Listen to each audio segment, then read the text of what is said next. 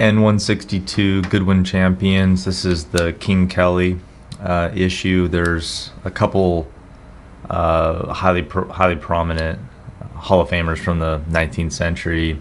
King Kelly and Kappa Anson, they definitely lead the charge. Comiskey on some level would probably be third in line in our opinion, though Comiskey was not featured on the N162s.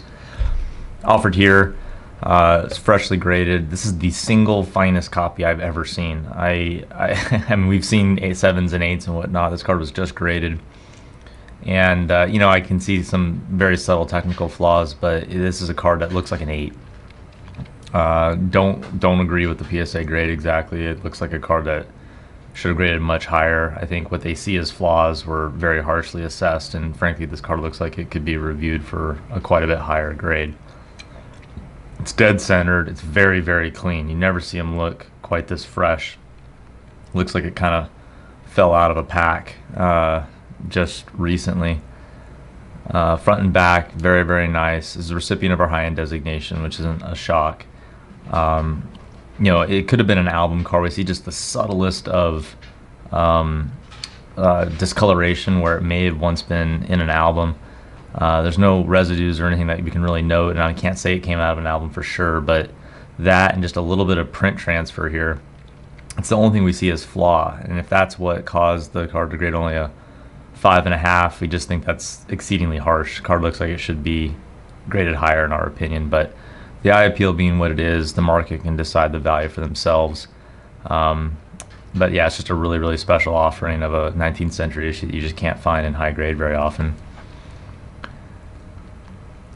With regards to the corners and such, it's just there's not a lot to see. The card looks like an 8.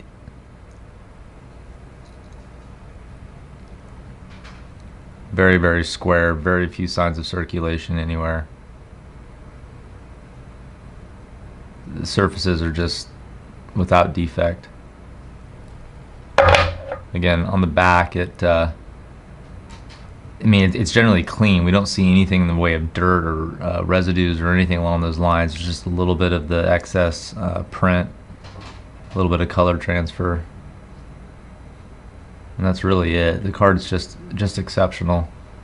You know, if you're studying these 19th century or even turn of the century, 20th century cards, they just don't come looking like this ever. So, especially as the market continues to become scarcer and scarcer for these, you know, high-profile cards, this is one of these really rare opportunities to collect a card for your portfolio that I just doubt anybody would be able to replace with a higher end looking example. At least we haven't found one in our 20 years. It's just a very special card, especially for the grade. It's an awfully good value.